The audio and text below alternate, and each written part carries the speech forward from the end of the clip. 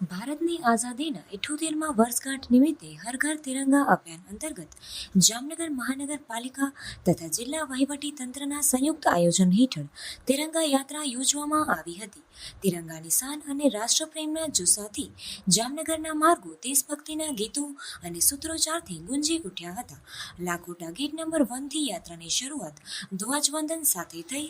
તિરંગા હાથમાં લઈને દરેક ઉમદા નાગરિકોએ શહેરના મુખ્ય માર્ગો પરથી પસાર થઈ સરદાર પટેલની પ્રતિમા સુધી યાત્રા પૂર્ણ કરી હતી, જેમાં શાળાના વિદ્યાર્થીઓ, એનસીસી તથા સ્કાઉટ ગાઈડના દળો, વિવિધ સામાજિક સંસ્થાઓના પ્રતિનિધિઓ, યુવા મંડળો અને નાગરિકો ઉત્સાહપૂર્વક જોડાયા હતા।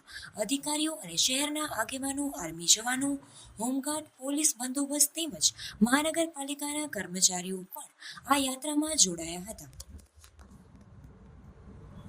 ભારતની આઝાદીના 79મા વર્ષમાં આપણે એક આઝાદી પર્વને મહોત્સવ રૂપે ઉજવવા માટે તિરંગા યાત્રાનું આયોજન કરેલું હતું, જે તળાવની પાળ ગેટ નંબર 1 થી ચાલુ કરીને શ્યામજી કૃષ્ણ વર્માના પ્રતિમાથી લઈને સરદાર પટેલ પ્રતિમા પટેલ સમાજ પાસે રણજીતનગર ખાતે સમાપન કરવામાં આવ્યું હતું અને પુષ્પાંજલિ સરદાર પટેલની પ્રતિમાને પુષ્પાંજલિ કરીને આ યાત્રાનું સમાપન કર્યું, જેમાં મારી સાથે અધિકારી, તમામ પદાધિકારી, જિલ્લા વહીવટી તંત્ર, તમામ સંસ્થાના લોકો, સંગઠનના લોકો અને જાહેર જનતા લોકો જોડાયા હતા।